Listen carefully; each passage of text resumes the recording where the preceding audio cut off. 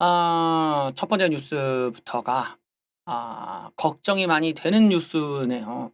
어저께도 잠시 얘기했지만 에 뭐였어? 뭐 하여튼 어저께도 제가 잠깐 얘기를 했지만 지금 우리가 지금 살고 있는 지금의 이 시기가 굉장히 좀 뭐라고 할까요? 좀 많은 변화가 일어나고 있죠. 이게 아무래도 이제 기존에 알고 있었던 구조와 많이 달라지는 것 중에 하나가 인구수가 줄어간다는 거. 인구수가 줄어가는 것에 대해서 이제 이념적인 대책, 이념적인 어떤 대안, 미래에 우리는 어떻게 이걸 해소할 것이냐가 나오질 않으면 사실은 우파가 어떤 어 어 정치적으로 뭐가 없는 거지. 미래 세대에게 더 좋은 세상을 물려준다고 말은 그렇게 해 놓고 지금 줄어들고 있는 인구 수에 대한 대책을 전혀 연구하지 않고 제시하지 못한단 말이에요. 이게 문제라는 겁니다. 뭘로 때울 것이냐. 지금 심각한 문제가 돼 가고 있습니다. 출생아 수가 53개월째 줄고 사망자가 늘어나고 있다라는 거죠. 기존에는 출생아 수가 줄고 사망자 숫자는 안 줄었어요. 그냥 그대로였다는 거야. 사망자 숫자는 안 줄었어.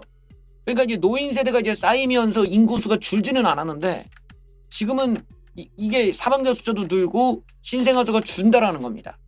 요게 무슨 말이냐? 인구가 이제 점점 전체 인구수는 줄어드는데 요런 것들을 이제 우리가 고민해봐야 되는 상황이 놓였어요. 출생아 수보다 사망자 수가 더 많은 인구 감소가 6개월째 이어지고 인구 절벽이 계속되고 있다. 출생아 수는 감소세, 사망자 수는 최대치. 살 수가 없구만 이건 뭐 완전히 뭐. 자, 인구 감소도 6개월째 이어지는 상황. 인구 자연 감소는 사망자보다 출생아가 많아서 인구가 자연적으로 줄어드는 거. 사망자보다 출생아가 많아서 6개월 연속 출생아와 사망자 집계가 동시에 이루어진 이유. 처음 있는 일인데 6개월 연속으로 이제 줄어드는 거 말하는 거죠.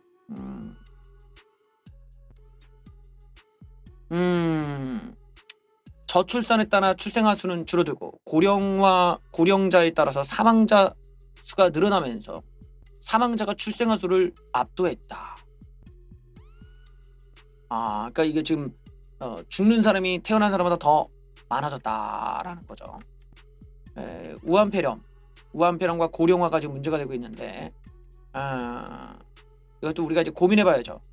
이분들이 적지 않이 다 이제 어떤 우파 어르신들일 수 있다라는 거. 지금 60대로 유입되는 사람들은 다 좌파 586이라는 거. 우리가 이런 것도 함께 이제 생각해봐야 될 대목이 아닐까 싶습니다만. 그래요. 여기에 이제 또 결혼도 안 해. 작년에 출생아가 10명이었다면 올해는 9명으로 줄고 결혼도 뚝 떨어졌어. 왜냐면 우한폐렴 때문에 이제 결혼식을 못 하는 거죠. 참으로 무서운 일이 아닐 수 없습니다. 출생아 감소율이 2자릿수대로 치솟고 있는데 올해 들어 상황이 나빠지는 정도가 심각해지고 있다. 심지어 결혼마저 큰 폭으로 낮아졌다.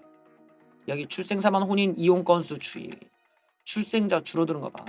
그냥 박살났고 혼인도 확 줄어들었죠. 이렇게 혼인과 출생 혼인이 이게 줄어들었다라는 거예요. 올해 들어서 상황이 더 심각해지고 있다. 속도가 문제인데 올해 너무 빨리 떨어지고 있다는 거야 지금. 여기도 그렇죠. 올해 이건 이제 예전 거고 이게 올해 건데 아주 밑바닥에서 기고 있습니다. 혼인 건수가 21%나 줄어들었다. 혼인 건수는 아예 고꾸라졌어. 우한폐렴 사태와 혼인 신고 일수 감소. 일단은 결혼을 미뤘겠거니라고 지금 생각하는 거예요. 결혼도 안 해. 그러니까 좀 이게 그렇죠. 결혼을 나도 이제 내가 봤던 주변에 이제 어떤 부분은 결혼을 했어. 결혼을 했는데 혼인 신고를 안 하는 거야. 음, 혼인 신고를 안 해. 예. 결혼을 했는데 1년이 지나도록 혼인 신고를 안 하고 있다. 신기한 뭐 그런 그러니까 좀 어떤 요즘의 그런 결혼에 대한 어떤 생각들이 어, 옛날과 많이 달라졌구나. 그렇죠. 주변에 이제 그런 친구들이 좀 있더라고. 결혼식을 했어. 했는데 혼인신고는 안 하는 채 사는 거지.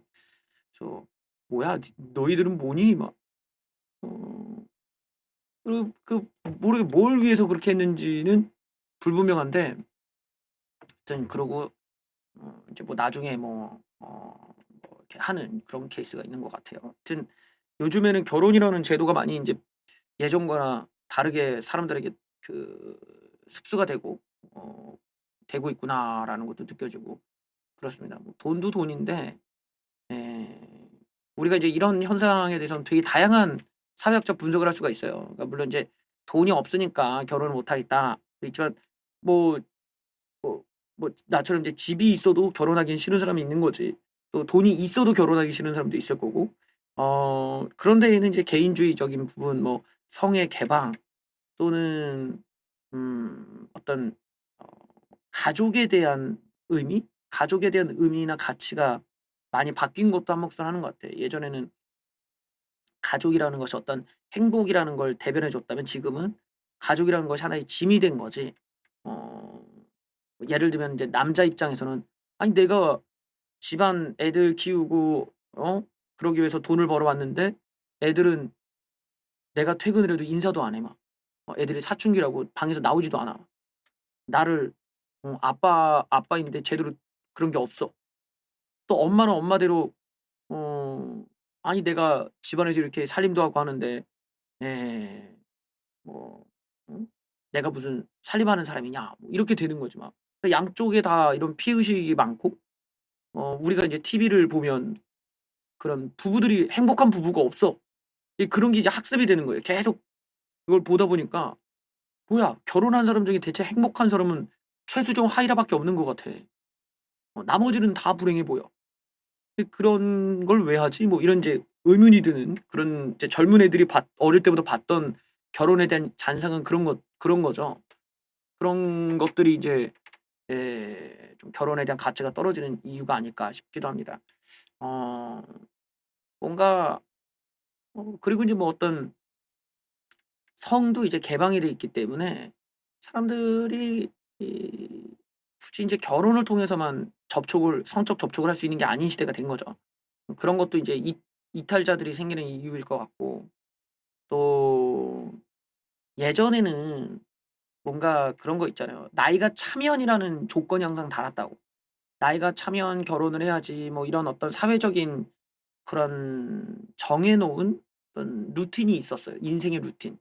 그래서 어 그 나이가 차면 결혼도 하고 시집도 가고 애도 낳고 뭐 이런 어떤 루틴 속에서 우리가 안도를 했던 거지. 그 안에 내가 들어갔다라는 것에 안도가 있고 그 안에 못 들어가면 나는 루저다. 뭐 이런 의식이 있었다면 지금은 그냥 지 혼자서 방구석에서 행복하면 된 거야. 어. 지금은 개인의 삶, 개인이 행복한지가 중요하지 결혼해서 불행할 바에는 그냥 혼자서 행복한 게 나은 거 아니냐라는 쪽으로 이제 사람들이 이탈하는 거죠. 여기에는 그런 사회적 그 일자리가 없는 그런 그 사회에 진출하지 못한 사람들이 너무 많아지니까 이 사람들의 공감대가 새로운 삶의 루틴을 만들었다. 라고 볼 수 있죠. 얘네들은 인터넷에서 이렇게 공유하고 서로 소통하고 또 그 뭐 게임으로도 서로 한 팀이 될 수 있고 그 안에 새로운 삶이 있다는 거야. 굳이 결혼을 통한 사람과의 인간관계가 아니라 가상 공간에서 얼마든지 인간관계가 맺어지고 그걸로도 충분히 만족할 수 있는 거죠. 그러니까 이게 한 개인이 어차피 사회에서 우리를 받아주지 않고 우리가 그 기준을 다 맞추자니 뭐 서울대, 연대, 고대 나와서 이렇게 잘 나가야 된다는 건데 그런 사람들이 별로 없으니까 나머지는 그냥 잉여야 잉여. 잉여들이 남아 도는 사람들이 남아 돌아. 나도 잉여 노동자지. 그냥 남아 도는 사람들이니까 어 자기의 각자의 삶의 행복함을 추구한다. 이게 오히려 더 멋져 보이고 그런 것도 하나의 삶으로서 이제 존중받는 그런 시대가 된 거죠. 이런 게 이제 기존에 있었던 사고와 이렇게 사회 구조가 달라지니까 만들어지는 새로운 삶의 형태인 것 같아. 음. 그러니까 내가 주변에서 요즘 많이 본다기보다는 내가 꽤 많이 포착이 되는 사람들이 어떤 거냐면 여자가 남자보다 돈을 더 잘 버는 거예요. 여자가 뭐라고 하지? 이런 그런 이권에 눈이 밝은 거야. 근데 남자는 좀 순진해. 내 주변에 그런 사람 몇 있어. 근데 여자가 아주 사업도 잘하고 돈을 잘 벌어. 그러니까 남자 보고 "넌 그냥 집에만 있으라는 거야. 돈은 내가 벌 테니까 나한테 장가 와서 넌 그냥 집에만 있어. 내가 돈 벌어 올 테니까 뻘짓하지 말고." 이런 식으로 오히려 여자가 적극적으로 돈을 벌어오고 요런 커플들도 있더라는 거예요. 그러면 이제 남자 입장에서 약간 좀 자존심도 상하고 그럴 수는 있는데 그런 식의 커플이 존재한다는 것 자체만으로도 과거에 비하면 굉장히 충격적인 거지. 굉장히 충격적인 거지. 근데 예 옛날에는 그런 건 상상도 못할 일인데 이게 진짜 현실에 있더라고. 내가 몇 커플 봤는데 어 남자가 그래도 뭐 인제 자존심이 있고 하니까 '내가 책임질 건 해야죠.' 하고 '해야 된다.' 뭐 이런 생각으로 인제 뭐라도 하는데 참 다양하게 이제 생활이 바뀐다라는 걸 느꼈어요. 느끼면서 나도 나 자신을 좀 돌아보게 되고 그런 것 같아. 그런 걸 그렇게 부럽다기보다 나는 사실은 만약에 내가 결혼한다면 마누라가 그냥 전업주부 했으면 좋겠거든. 그냥 집에 있고 난 좀 살림 잘하는 어 마누라가 더 좋은 것 같아서 음 그리고 내가 좀 여자가 밖에 나가서 막 일하고 있으면 좀 나는 좀 불편할 것 같아, 불안하고. 그냥 집안일 잘하는 사람이 더 좋으니까 나랑은 안 맞지만 그런 커플을 내 근처에 주변에서 봤다는 것만 해도 굉장히 쇼킹한 일이죠. 옛날에는 그냥 우리가 웃자는 소리를 했던 얘기가 현실에 일어나고 있으니까 말이야. 세상이 참 많이 빨리 또 바뀌고 있다는 걸 느낄 수 있는 대목 같습니다. 다음 뉴스.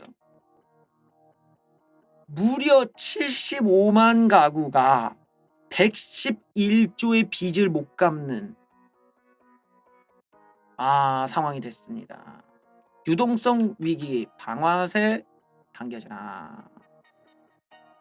한국은행이 발표했는데요. 예.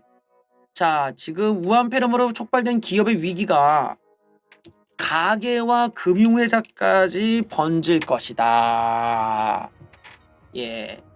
기업 매출이 감소할 경우에는 실업자가 양산되고 자영업자의 벌이도 시원찮기 때문에 일단 이 가게가 이제 망하면서 금융사도 같이 망한다는 거죠. 그러니까 기업이 월급을 못 주고 일자리가 없어지고 그러면 가게가 빚을 못 갚고 금융회사 같이 연쇄로 망한다라는 거예요. 그러다 보니까 이들에게 대출해준 금융회사의 건정성도 타격을 받을 것이다. 그래서 이 좀 소득 하위 20% 1분이라고 불리고 또 그 자영업자들 중심으로 지원이 있어야 된다라는 거예요. 지금 이쪽이 이제 이거 좀 영향을 좀 걱정이 되는 거예요. 그래서 이 같은 어려움을 겪는 가구수, 그러니까 이제 이 차입금 상환의 어려움을, 빚을 갚는 데 어려움을 겪고 있는 가구수가 47에서 75만에 이를 것이다. 이들의 어떤 실업 증가폭이 외환 위기 수준으로 치솟고 있어서 이런 내용이 나온 것 같습니다. 만약에 지금 실업과 매출 충격이 6개월 동안 지속될 경우면 이제 올해 말이네요. 올해 12월 달 정도 거죠. 올해 말까지 지속될 경우 유동성 위기, 돈이 안 도는 위기가 터질 것이다. 유동성 위기란 예적금을 깨고 채권 주식 등의 금융자산을 팔아도 이 차입금을 충당하기 어려운 거예요. 이게 대출금을 못 갚는다는 거예요. 돈이 돌아줘야 되는데 돈이 안 돌아 막혔어 어디든가. 그러니까 돈을 못 받네? 그럼 얘네들은 돈을 갚아야 되는데 여기서 돌릴 게 없어. 여기서 돈이 끊긴 거죠. 그러면 어떻게 돼? 여기서 으악 하고 망하는 거야. 돈은 도르니까 돈인데 돈이 못 도는 거야. 차입금을 갚기 어려운 상황이 돼버려서 돈줄이 막혀서 큰일 날 수 있다. 이런 가계 유동성 위기, 금융회사로 옮겨 붙어서 은행도 같이 마탱이 갈 수 있다. 이게 외환 위기 수준으로 공유 여건이 나빠지면 가계의 채무 상황 능력이 약화되면서 금융회사의 대출금 부실로 이어진다. 예, 이게 이제 진짜 좀 무서운 일인데, 이거 대책을 어떻게 세워야 되나? 예, 이거 무서운 얘기야 지금 이게. 얘가 아주 불편하구만. 이제 좀 편하구만.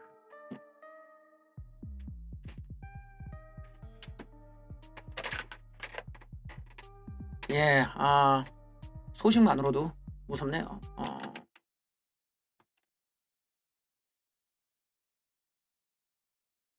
이게 거기다가 지금 일자리도 없고 인구수도 줄어들고 돈을 뿌린다고는 뿌리는데 그게 사람들이 돈을 뿌려서 이제 안 쓰거나 돈을 그냥 쥐고만 있는 거야. 그리고 그냥 주식만 넣는다든지 이러면은 낙수가 안 생기잖아요. 낙수가 생겨줘야 되는데 낙수가 안 생기면은 뭐 어떻게 돼? 밑에 있는 하위에 있는 사람들이 돈을 못 갚고 은행에 같이 마탱이 간다. 그러면은 위에 있는 사람이 은행에 넣은 돈도 못 받는 거지. 5천만 원 이상은. 뭔가 이제 고민스러운 세상으로 가는 게 아니냐라는 생각도 듭니다. 여러분들 혹시 성경책을 좀 보신 분들이 계신지 모르겠어요. 성경책에 요한계시록을 보면 아주 묘한 내용들이 많이 있습니다. 이제 그런 내용이 있어요. 뭐 대가리에 이제 악마의 숫자가 박혀 있는데 666인이라 뭐 이런 얘기도 있고요. 근데 요 666에 대한 이야기들이 나오면서 예전에 나왔던 말 중에 하나가 뭐냐? 이게 인간의 몸에 악마들이 바코드를 박는다는 거야. 그래서 미래에는 바코드로 인간이 인식이 되고 확인이 되는 시대가 온다라는 그런 예측이 있었어요. 요한계시록이나 이런 데 보면은 이 바코드로 그렇게 인간이 이식이 돼서 그걸 이제 예전에부터 요한계시록에 하던 성경책의 해석이 그 바코드로 이어져서 이렇게 뭐 한다. 그래서 요거 좀 문제 아니냐라는데 저는 이제 어릴 적에 이제 그런 내용들을 보면서 야 바코드로 인식이 되는 세상이라 그리고 뭐 이런 바코드가 666이라 뭐 이게 긴 것들 세 줄이 있어가지고 그게 육자다 뭐 이런 얘기도 있었고 하여튼 뭐 썰이 많았는데 어쨌든 이 바코드를 뭐 이런 얘기를 좀 있었어. 근데 진짜로 그 시대가 우리 앞에 성큼 다가온 것 같습니다. 귀찮은 건 빨리 없애버리는 민족이다. 패스라는 게 등장했는데 이게 뭐냐? 이게 자기 얼굴 사진 찍고 QR코드 있고 이름 있고 운전면허를 확인하는데 바코드에 QR코드에 이걸로 이제 신분증을 대체한다는 거예요. 아하. 그래서 패스라는 거야 이름이. 패스. 예. 운전면허증을 대체할 패스라는 시스템이 관심을 받는데요. 통신사업자 본인 인증에 패스에서 모바일 운전면허 확인 서비스가 제공이 된다. 그러니까 이제 저거를 이렇게 하면은 지갑이 없는 시대가 오는 거야. 지갑이 없는 시대다. 하하. 운전면허 확인 서비스, 위변조가 어려운 블록체인 기술을 기반으로 운전 자격 및 신분을 증명한다. 개인 고객은 패스 앱에 자신의 운전면허 관련 정보를 등록하고 본인 인증이 필요할 때 QR코드 바코드 형태를 불러 찍으면 된다는 거야. 이야. 그래요. 이게 이거 참 재밌네. 저도 그러니까 여러분들 그런 게 있어. 우리가 이제 신분증 같은 거는 분실할 위험이 있잖아요. 근데 동시에 이제 카드 같은 경우도 우리가 여러분들 카드를 써보신 분들은 알지만 카드의 IC 칩이라고 아십니까? 카드에 여기 IC 칩이 이렇게 있고 뒤쪽으로는 이렇게 마그네틱이 있잖아. 그러니까 IC 칩을 이렇게 꽂아서 결제를 해요. 아주머니들이 이렇게 아저씨들이 이제 장사다 이렇게 카드 받으면 이렇게 꽂잖아. 꽂으면 IC 칩으로 인식을 하는 거야. 그게 아니라 이렇게 그으면은 마그네틱으로 이제 결제를 해요. 근데 문제가 여기 차이가 뭐냐면 요 앞에 IC 칩 있죠. IC 칩이 굉장히 약해. 단가가 200원인가 밖에 안 해갖고 싸구려야. 그러다 보면 한 1년도 안 되지 이게 고장나. IC 칩이. 이게 훼손이 돼. 예, 그래서 이게 보통은 이게 또 그어야 돼. 예, 근데 또 이게 긋는 게 또 안 되는 데도 있어, 막.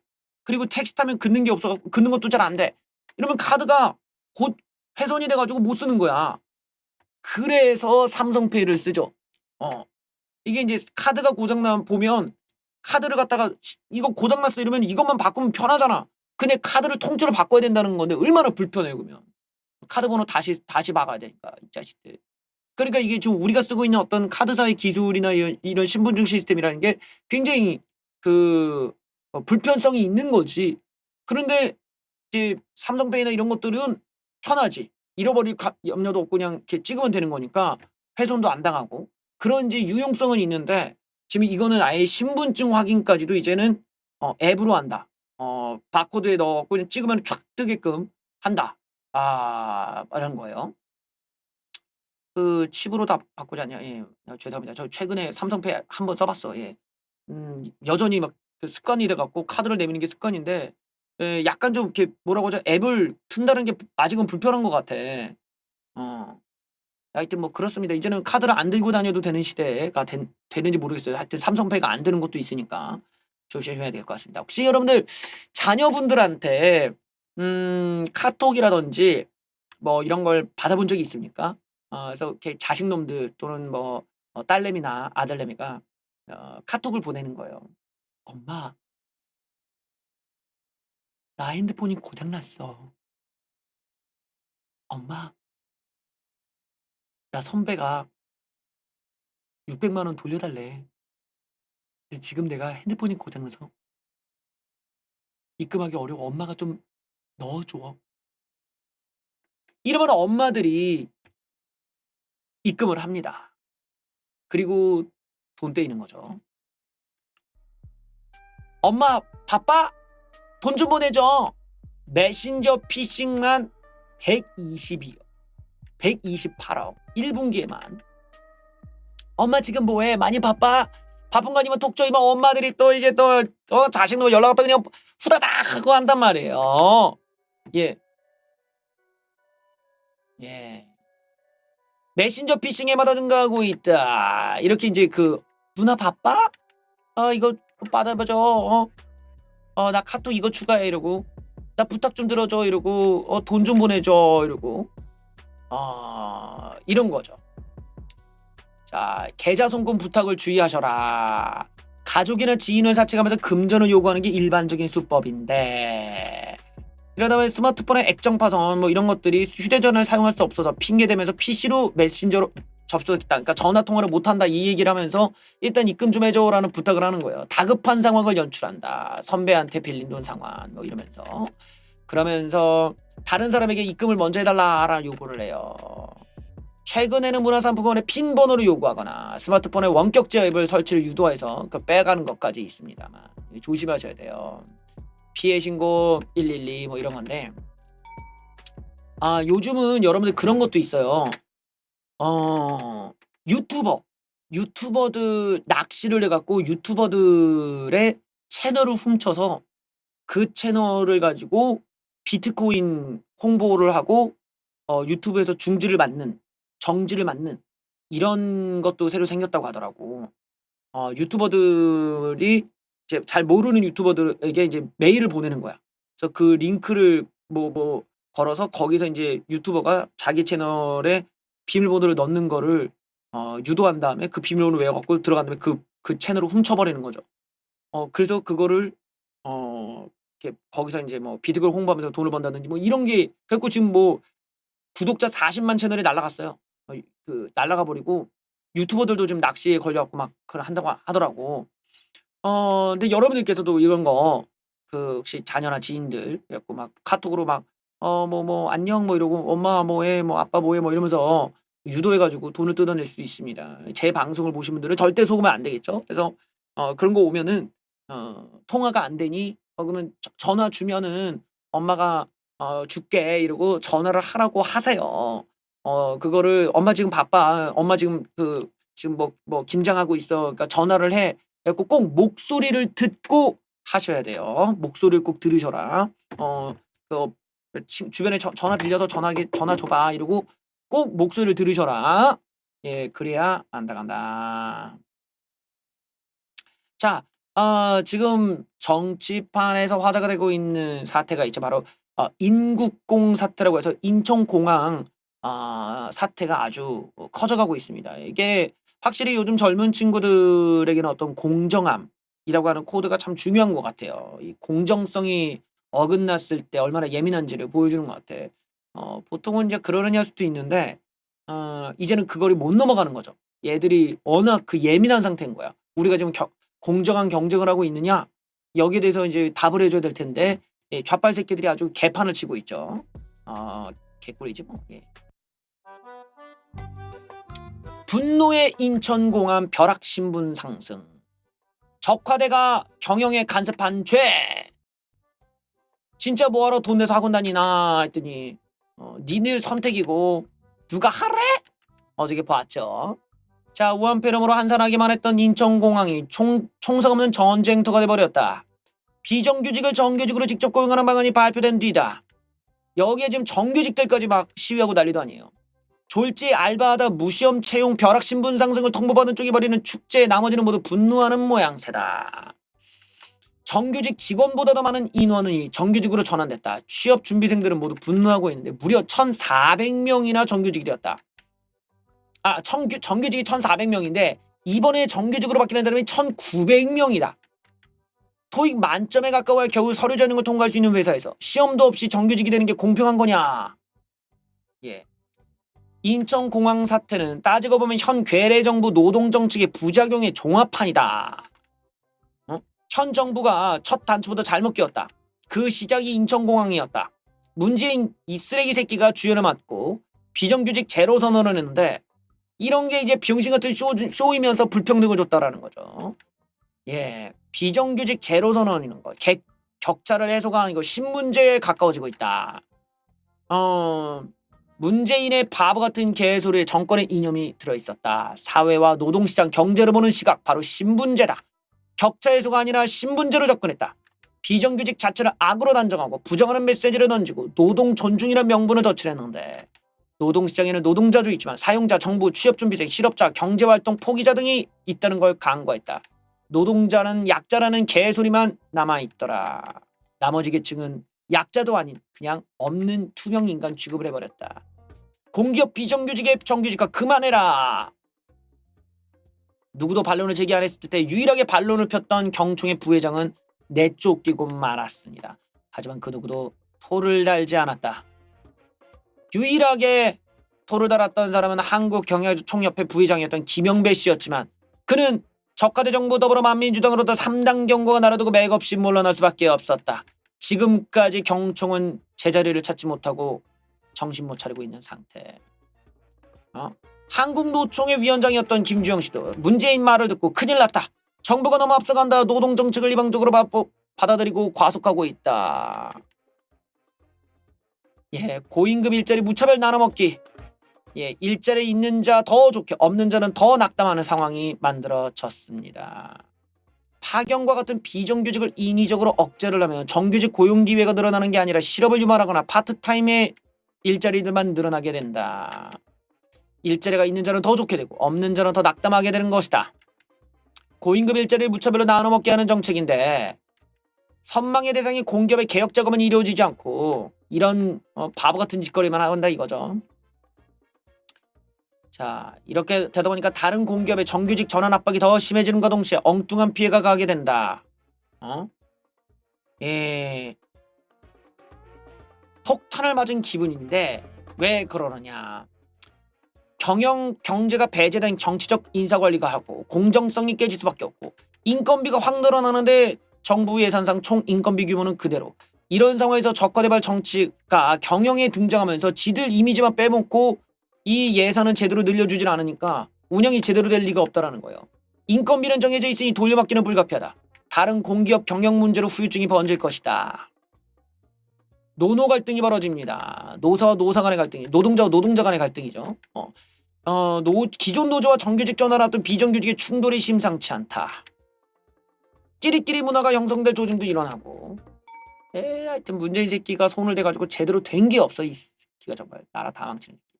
그러다 보니까 이제 이런 법까지 나옵니다. 로또 취업 방지법. 인국공 사태에 정치권도 와글와글. 인천국제공항사가 비정규직 전환에 정규직 전환을 가지고 논란이 확산되고 있다. 자, 이러다 보니까 열심히 공부한 사람은 호구가 되고 서울대 나와봐야 소용없다. 운이 좋아야 청와대 간택을 받아 정규직이 될 수 있다는 반발이 곳곳에 타온다. 로또 취업 방지법을 만들어야 된다는 얘기까지 나오고 있다. 그래요. 정치권으로 확대돼서 로또 취업 방지법 얘기도 나오는데 방법과 절차를 무시한 이런 바보 같은 거 괴뢰 정부의 선전과 치적으로 포장하는 건 매우 잘못됐다. 이거 막아야죠. 이거는 어떻게든 막아야지 이런 거. 여기서 괴뢰 정부가 정작 지들 쇼할 때는 이런 공기업에다가 비정규직을 정규직으로 만든다라고 쇼는 하는데 기업들한테는 어떤 양아치 짓을 하는지 함께 보시죠. 과잉 규제 법안은 또 본물처럼 터뜨리고 있습니다. 176석을 가진 반민주당이 한 달 아르바이트 퇴직급여. 야, 죽이는구만. 한 달을 했는데 퇴직급여를 준대. 무한 임대차법 등 시장에 미칠 악영향을 고려하지 않은 졸속 법안들을 쏟아내고 있다. 더불어민주당이 미처리 법안을 그대로 계속 이전 국회에서 미처리 대통을 내거나 아니면 병시간도 법안들을 막 내고 있다는 거예요. 자, 국내 대형 복합 쇼핑몰이 주변 상권의 매출 증가를 함께 견인했음에도 불구하고 민주당은 복합 쇼핑몰의 출점 및 영업시간 규제 법안을 냈습니다. 별다른 데이터 분석도 제대로 안 하고 인기병합에 편중된 정책이라는 지적이 나온다. 한 유통업체 관계자는 지금까지 정치권에서 추진한 유통법안은 실질적 연구 결과 없이 지역구 일부의 의견만 청취하지 급하게 내놓은 경우가 대부분. 복합 쇼핑몰 규제 역시 온라인 쇼핑몰 활성화 등 유통환경 변화를 무시한 채 2012년대 잣대를 들이미고 있다. 근로자 퇴직급여 보장 미친 새끼들 정말. 아휴. 주택 임대차 보호법 개정안도 임차인이 원할 경우에는 무한적 전세 계획을 연장할 수 있는 바보 같은 법안들. 이처럼 사회적 파장을 고려하지 않은 법안들이 속속 나오면서 법안 발의 건수도 폭증을 했다. 양에 치중할 게 아니라 내실을 키워야 된다. 법안의 질이 떨어진다. 반민주당 새끼들이 정말 쓰레기 같은 새끼들. 없어져야 될 놈이야. 아무짝에도 쓸모없는 새끼. 저런 것들은 통과되면 안 되겠죠.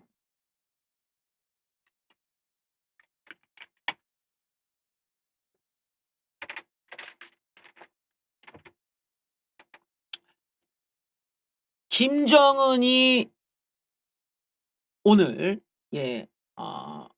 갑자기 등장해서 오다를 내렸습니다.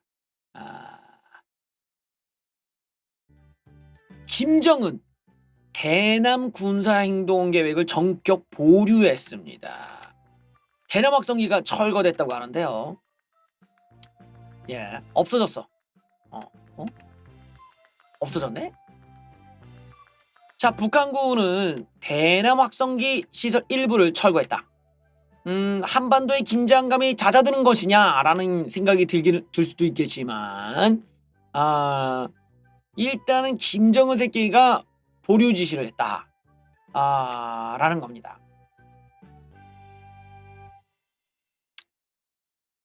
자, 이러다 보니까 이게 왜 그러는가에 대한 분석이 있겠죠. 일단은 북한이 주민 결속과 대남 경고, 국제사회 이목 집중 등 목표를 충분히 달성했다는 판단. 아울러 대남 군사행동에 곧바로 착수했다가는 미국의 강력한 반발에 부딪히고 대규모 한미연합훈련 재개의 원인들을 제공할 수 있다는 측면에서 실이 많았다고 여겼을 가능성도 있는데 과연 그뿐일까요? 계속 이유를 한번 들어보죠. 김여정의 난리를 갑자기 보류시킨 김정은 전략적 숨고르기다. 그래요. 이건 완전히 한마디로 좀 이러지도 저러지도 못하게 만들어버렸다라는 거죠. 김정은이 김여정의 대남 압박 속도전에 제동을 걸었는데 북한군이 예고했던 군사행동 예고 일단 보류하라는 지시를 내렸다. 그리고 사흘 만은 모두 철거가 되는 속도를 보여주었는데요. 아, 자, 이거는 왜 이렇게 됐느냐를 좀 보죠. 이 북한 태도변의 괴뢰 정부는 다시 입을 다물고 가만히 있는데요. 김정은 굿캅 역할을 맡았나? 자신이 착한 경찰 역할을 자처한 거 아니냐? 나쁜 역할은 이제 김여정이 맡아서 남북 관계를 긴장으로 몰고 가는 배드캅 역할을 맡기도록 한 뒤 김정은이 나서서 언제든 대화에 나설 수 있는 정상 지도자의 모습을 보여주는 북한식 전략이라는 얘기다. 김정은은 그동안 관망하는 자세를 취했다. 그래요. 그리고 하지만 미국 상황이 영향을 미쳤을 수도 있다.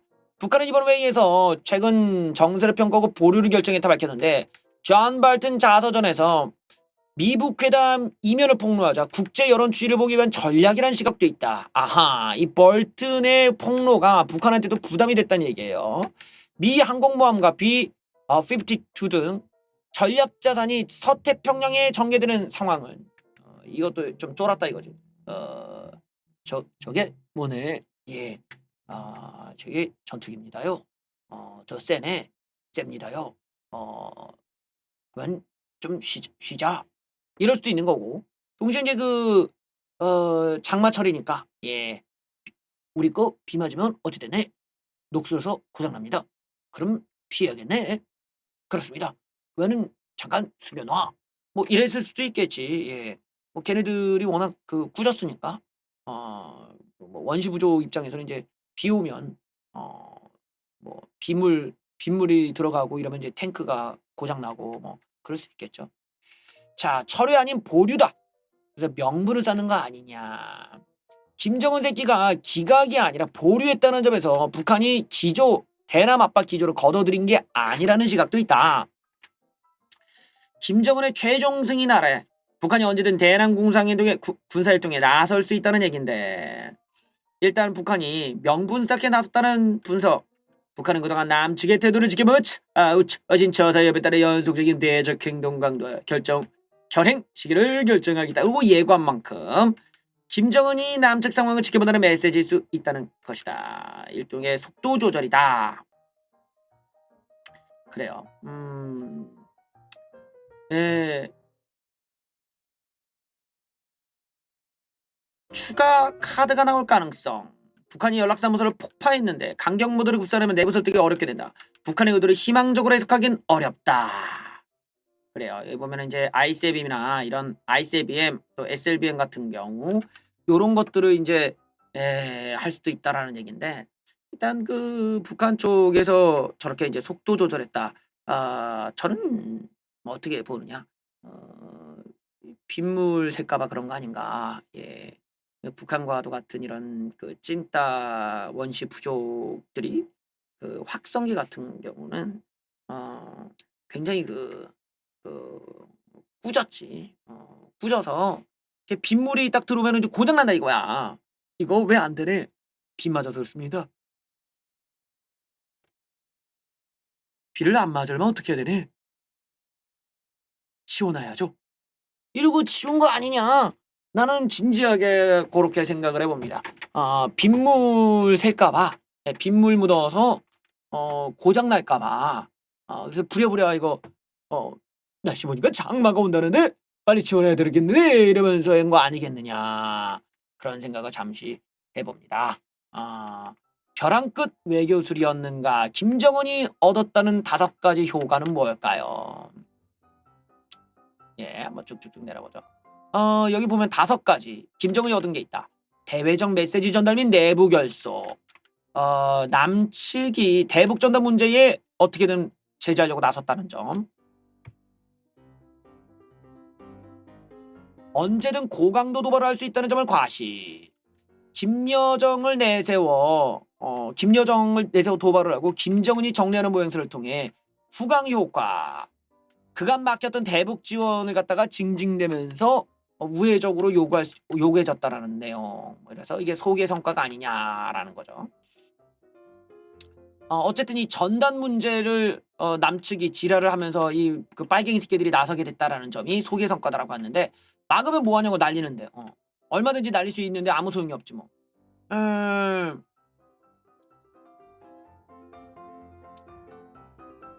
하지만 예 북한이 당장 적극적 대화에 나서지 않을 거란 분석이 우세하다.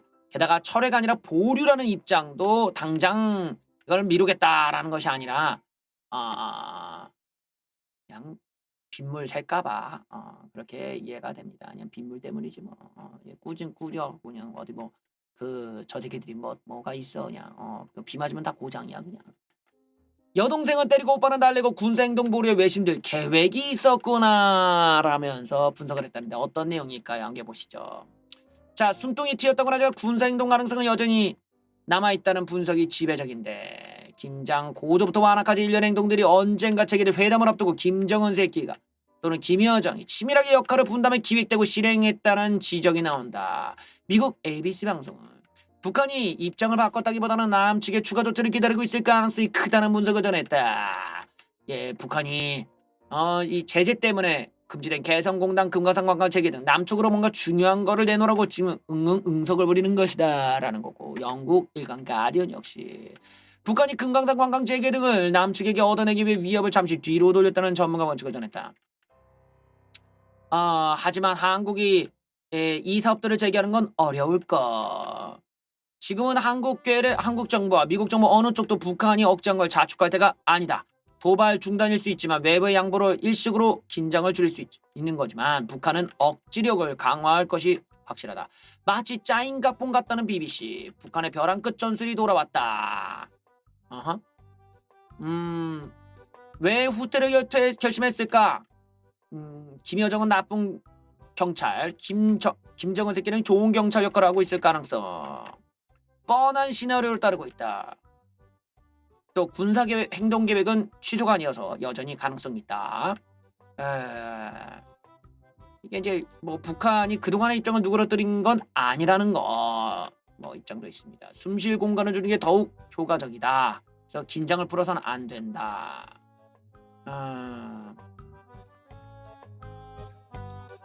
그래요. 이제 북한 새끼들이 뭐 이렇게 나오는 데에서는 이게 뭐 여러 가지 우리가 얘기를 하자면 뭐 그런 게 있을 수 있어요. 그러니까 북한의 어떤 이 그 뭐 대남 스피커라든지 이런 게 성능이 이렇게 좋지가 않아. 그러니까 우리 쪽에 들리지도 않아요. 그런 거에 게다가 이제 북한이 과연 그걸 쓰기 위한 전기세를 감당이 가능한가? 반면에 우리 쪽의 스피커는 되게 좋잖아. 뭐 스피커를 몇 개를 쌓아갖고 이제 해버리니까 이게 이제 상대가 안 되는 거죠. 출력에서부터 상대가 안 되고, 그러니까 괜히 시작했다가 좋을 게 없는데 시그널만 좋았다 이거고. 사실은 북한 새끼들이 전단지를 가지고 그 난리를 치던 새끼들이 지들도 전단지를 보낸다고 하면은 뭐 할 말이 있겠어. 그리고 스피커 같은 걸 틀어갖고 자기네들이 득될 게 없단 말이죠. 그런 거는 하나의 쇼인 거고, 가장 이제 쇼를 할 거면 그런 거보다는 뭔가 미국까지 전달되길 원할 거란 말이에요. 제재 풀어달라고 징징대야 되니까. 그럴 거면 당연히 위성 사진에 찍힐 만한 것들이겠죠. 뭐 무기를 놓고 ICBM 미사일을 옮기고 뭐 트럭이 왔다 갔다 하고 미사일 개발장이 어떻게 뭐 이런 게 왔다 갔다 하고 뭐 그런 것들 위성 사진이 나오는 거를 좀 더 원하지 않았겠느냐. 그런 의도에서도 사실 저런 거는 이제 간헐적인 뉴스거리들 만들어주기 위해서 던진 떡밥에 불과했구나라는 걸 알 수 있지 않을까 싶습니다. 조만간 또 위성사진 하나가 나오지 않을까 싶기도 하는데요. 자, 북한이 이랬다 저랬다 전술에 문재인 괴뢰 정부는 이러지도 저러지도 못하는 바보 같은 상황이 놓였습니다. 강원 양면 전략. 이제 강은 어떤 그 물리적으로 이렇게 제압을 하는 거고, 오는 이제 대화, 온건한 뭐 이런 것들을 이제 병행하면서 하고 있는 북한의 이런 전략에 완전히 문재인 괴뢰 정부가 이제 이러지도 저러지도 못하는 상황이 놓였다라는 겁니다. 북한이 과거에도 위협 수위를 노렸다가 한껏 올렸다가 한 발 물어서는 강원 양면 전략을 여러 차례 구사하며 대남 대미 협상력을 높이는 시도를 해봤는데 이번에도 마찬가지로 강원 양면 전략을 썼다. 예. 자, 북한이 이랬다 저랬다식 행보가 이번은 처음은 아니다. 이전에도 그런 적이 있었다는 거예요. 자, 북한이 이런 식으로 남북 협력 가능성을 열어놓은 상태에서 이따금 도발 가능성을 내비치며 강온 양면 전략을 쓸 경우 괴뢰 정부 입장이 애매할 수 있다는 지적이 나온다. 남북 대화 기조를 분명히 유지하고 있는 현 정부 특성상 북한의 손짓을 하기에도 담을 쌓기도 어려운 난처한 상황이다. 그러니까 이거는 이제 존나게 까이는 거지. 빨갱이 새끼들이니까. 아싸리 우리처럼 이제 북한에 대해 강경파면은 딱 지랄 마 이러고 끊어 놓을 수 있는데 얘네 빨갱이 새끼는 그러기 어렵다라는 거예요. 아하, 그러니까 오히려 더 갖고 놀기 쉽다라는 거지. 자, 그러다 보니까 북한이 이런 보류 결정과는 별개로 계속해서 접경 지역에서 저강도 군사적 도발, 또 SLBM 등을 동원한 새로운 전략무기 공개 등의 가능성을 열어두고 있는 상황. 예, 그러니까 한미 군사훈련 중단이나 제재 완화보다는 그거와 같이 보다 강도 높은 전략적 문제에 접근한 요구사항을 강하게 제기해올 때 우리 정부가 제대로 대처할 수 있을지 의문이다. 그러니까 이 군사훈련 하지 마라, 뭐 제재 완화해달라보다 더 강한 뭔가 요구를 한다면 말이에요. 그러다 보니까 우리 정부로서는 북한 이런 식으로 나면 제약이 따를 수밖에 없다. 왜냐면 빨갱이 놈들인가 그렇지 뭐 북한 좋아하는 뭐 새끼들, 종북 새끼들이니까 그렇지. 이번에는 그 위안부 문제로 한번 넘어가 볼까요? 위안부 후원을 받아가지고 은어를 판 사람이 있어요. 근데 이 사람이 후원액을 못 밝히겠다고 이제 배째라는 식으로 나오고 있다고 합니다. 참 신기한 현상이야. 위안부 후원으로 은화를 팔았던 소녀상 작가가 후원액은 못 밝힌다고 배짱을 부리고 있는데요. 투명하지 않은 후원을 받아서 이렇게 나왔다. 위안부 피해자를 형상화한 평화의 소녀상 대표적 작가인 김운성, 김석영 부부가 이 기림주화 은화를 팔았어요. 그래서 위안부 할머니들을 기리기 위한 주화를 제작하고 돈을 낸 후보자들을 무료로 주고 다른 국민들에겐 돈을 받고 판다는 계획인데 그 수익금 중 70%가 위안부 할머니 지원단체에 기부하겠다고 했다. 깜짝이야. 예. 꽃띠전에 감사합니다. 반인가요? 예. 비비님 힘내세요. 이제 반 달리셨어요. 감사합니다. 나머지 반도 잘 부탁드릴게요. 감사합니다. 자, 가보죠. 요요 은화를 말하는 거요. 요거 별걸 다 판다 진짜. 상세 계획은 기림주와 수는 31g 뭐 이런 것들이 들어가서 디자인으로는 자신들이 제작한 소녀상 이미지와 평화라는 글자를 새겨 넣었다. 그래서 소형 소녀상을 함께 묶어 89,700원에 팔기로 했다. 더럽게 비싸네. 이는 사전에 후원한 사람들로부터 받은 금액이고 사전 후원이 끝난 다음에는 개당 12만원 넘게 해서 판다. 야, 존나 비싸구만. 자, 소형 소녀상은 기존에 돈 받고 팔던 것인데 가격은 25,000원. 따라서 주화 한 개당 65,000원의 가격을 매긴 셈이다.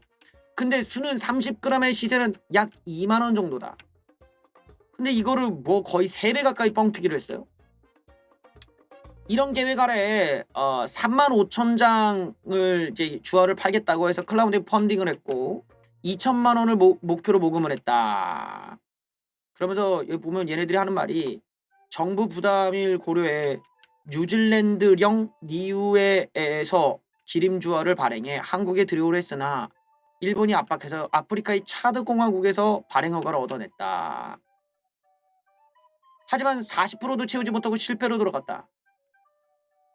예, 텀블벅은 정해진 기간 내 목표액이 100% 채워지지 않으면 그때까지 접수된 후원 의사도 무효로 처리된다. 그래요? 끝내 기림주화를 어떻게든 만들었다. 예. 근데 35,000장의 3분의 1도 발행하지 못했다. 생산 비용도 건지지 못해 대행업체와도 갈등을 빚었고 기부를 하려고 했으나 어려웠다 등 뭐 얘기했는데 하지만 얼마의 수익을 냈는지는 밝히지 않았다. 추정할 수 있는 자료가 있었는데 하지만 이들이 주화를 아프리카 차드 공화국에서 발행한다고 했는데요. 관세청의 조사를 따르면 이 기념주화가 수입된 해에 2017년에 유일했고 기념주화 수입량 나머지는 0이었어요. 그러니까 2017년에 들어온 것만 보면 되겠죠. 그 수입된 거니까. 봤더니만 3,600만 원어치였다. 2017년도에 들어왔던 기념주화가 3,600만 원어치. 이걸 그대로 들어왔다고 가정할 경우 1,600여 개를 발행했다고 할 수 있다. 31g이니까 이걸 나눠서 1,600개를 나눠보면 1억 4천만 원이 나온다. 매출이. 그래서 이거를 제작 유통하는 비용과 할머니들에게 얼마나 전에 문의했더니 1,000만 원 정도의 순수익이 발생할 경우 700만 원은 기부할 수 있는 거 아니냐는 취지였다. 근데 그들은 대답하지 않았다. 그들은 매출액과 기부금 규모를 투명하게 밝히지 않고 있다. 이 기림주어가 피해자를 위한 것인지 자신의 배를 불린 것인지를 우리가 의심할 수밖에 없지 않은가. 그래요. 클라우딩 펀딩을 해서 이제 먼저 돈을 받고 이제 제작한다는 건데, 어떤 이제 시청자분께서도 저한테 그런 얘기를 하시더라고요. 그 공연을 클라우딩 펀딩으로 하는 게 어떠냐 라는 말씀을 하시더라고. 그런 말씀을 하셨는데, 그거를 누가 클라우딩 펀딩을 했는지를 어떻게 구별하지? 예.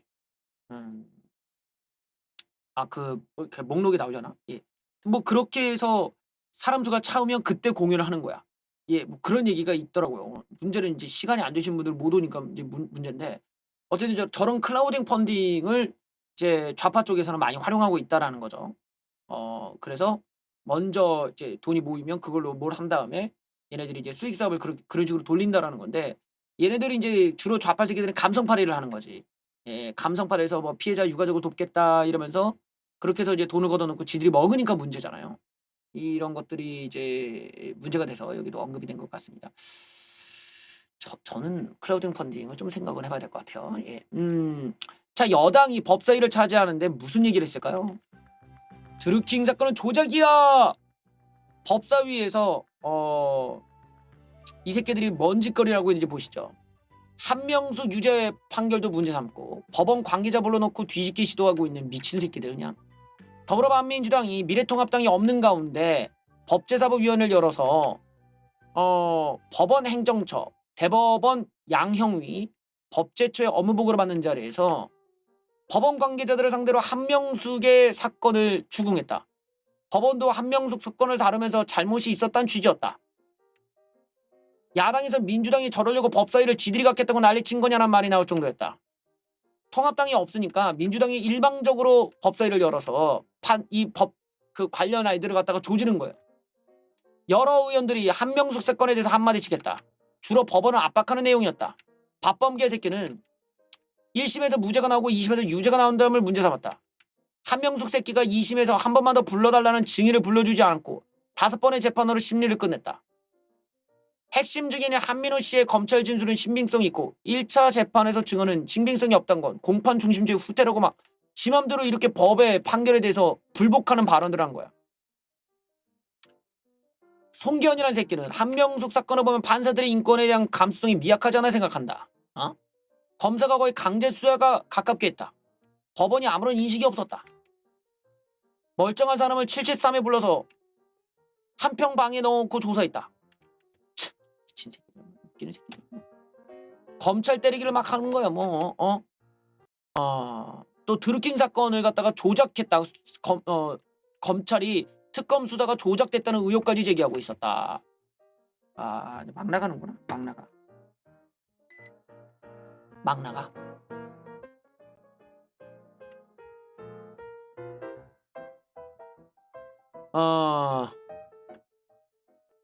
이런 식으로 수사 재판에 관여해 사법 체계를 뒤흔드는 것이 여당이 말하는 일하는 국회 역할인지 의문이다.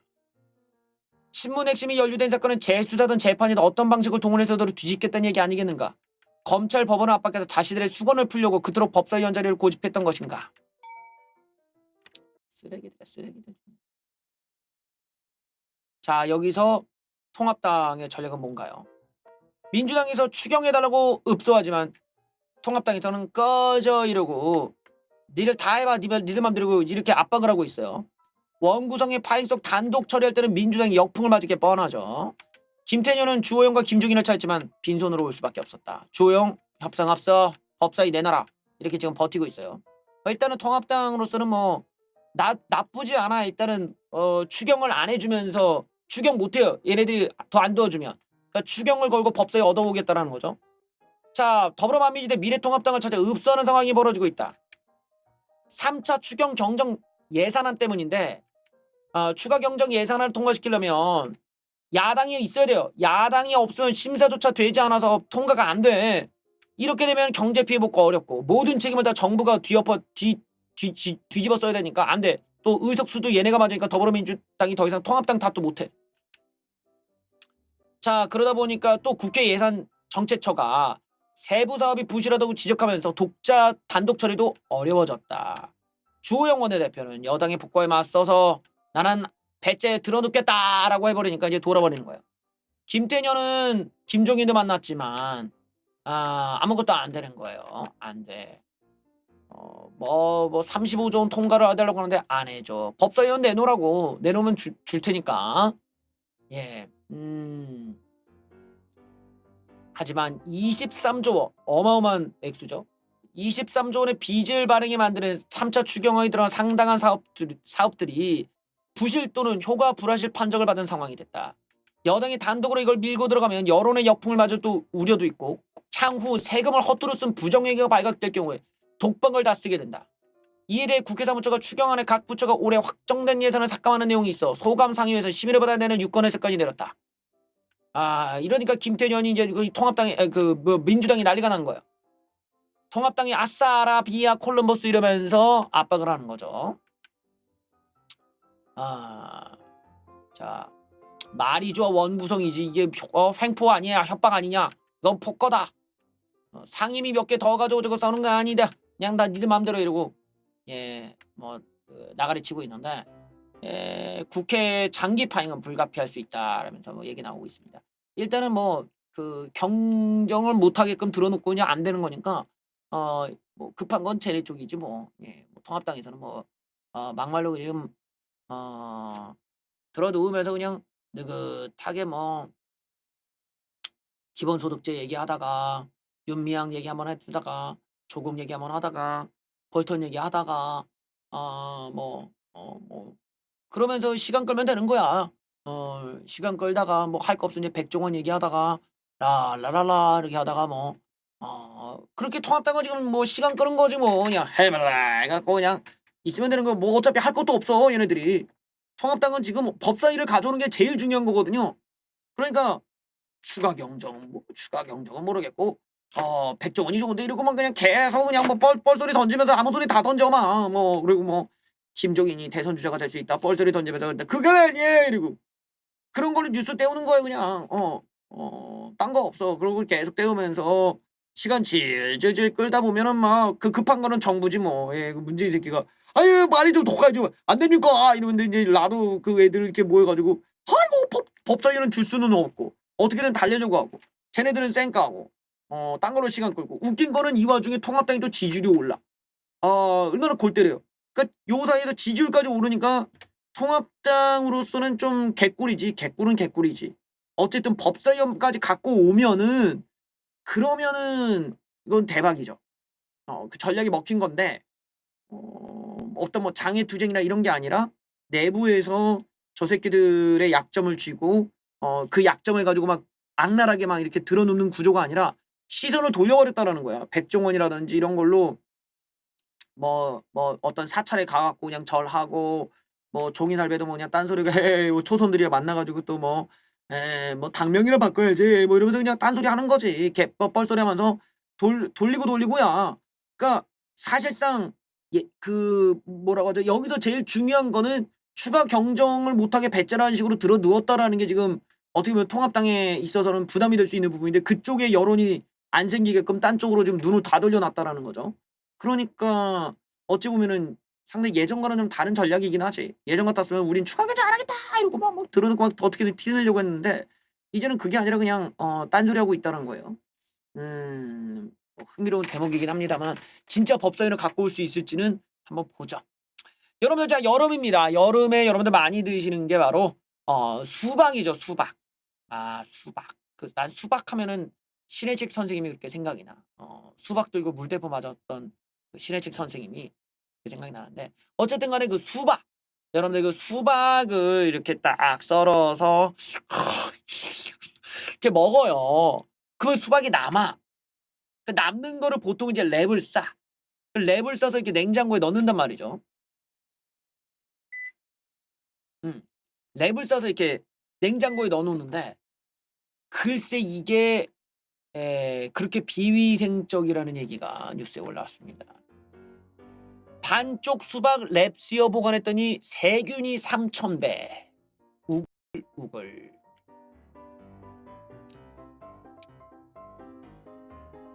날이 더워지면서 많이 찾게 되는 여름의 수박. 수박 보관 어떻게 합니까? 다들 랩 싸서 보관하는데 이제 랩 싸서 보관하시면 안 돼요. 왜? 세균이 수천 배로 불어나기 때문에.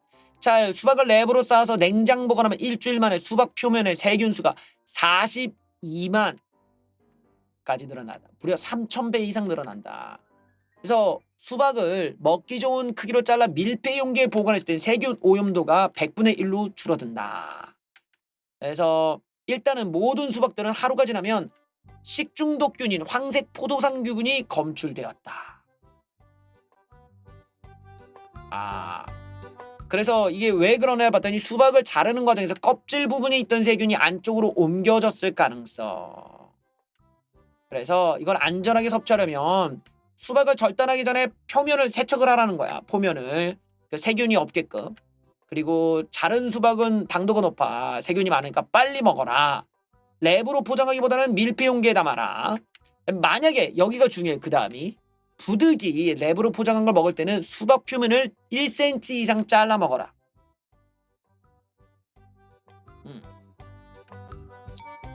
표면을 이렇게 회를 뜨라는 거야.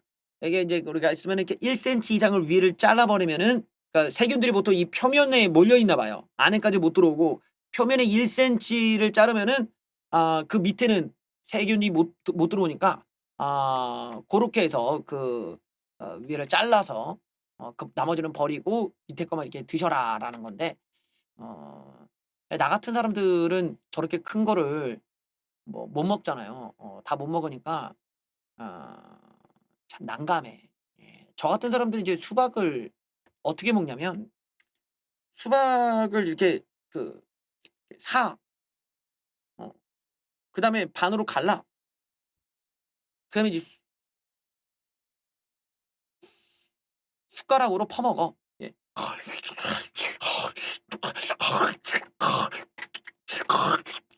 이게 그건 한 많이 먹어봤자 한 4분의 1 정도 먹지.